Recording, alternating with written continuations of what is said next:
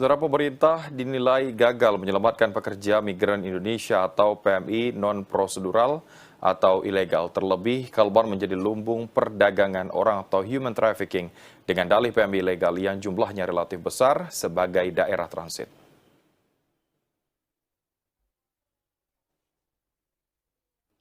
Perbatasan langsung dengan negara tetangga Malaysia, Kalbar menjadi salah satu lumbung besar PMI ilegal dengan 30 hingga 40 ribu per tahun.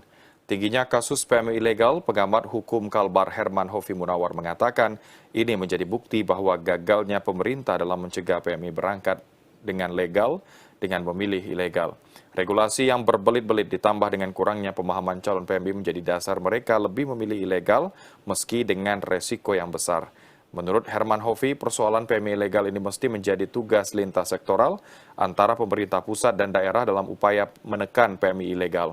Sosialisasi bahaya PMI ilegal serta pengawasan mesti perlu ditingkatkan, terlebih Kalbar memiliki satuan tugas atau satgas dalam pencegahan PMI ilegal agar lebih difungsikan sebagaimana mestinya.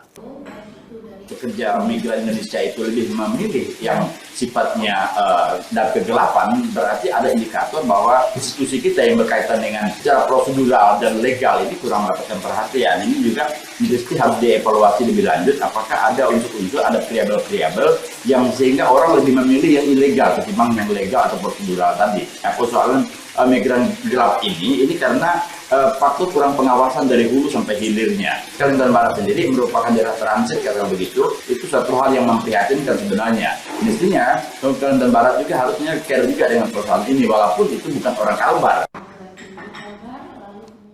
Herman Hofi Munawar menambahkan selain data yang konkret serta pengawasan, tidak hanya dilakukan di Indonesia, Kalbar khususnya. Peran perwakilan negara tujuan mesti dominan, mengingat banyak kasus yang terjadi melibatkan PMI ilegal yang tentunya membawa nama baik negara.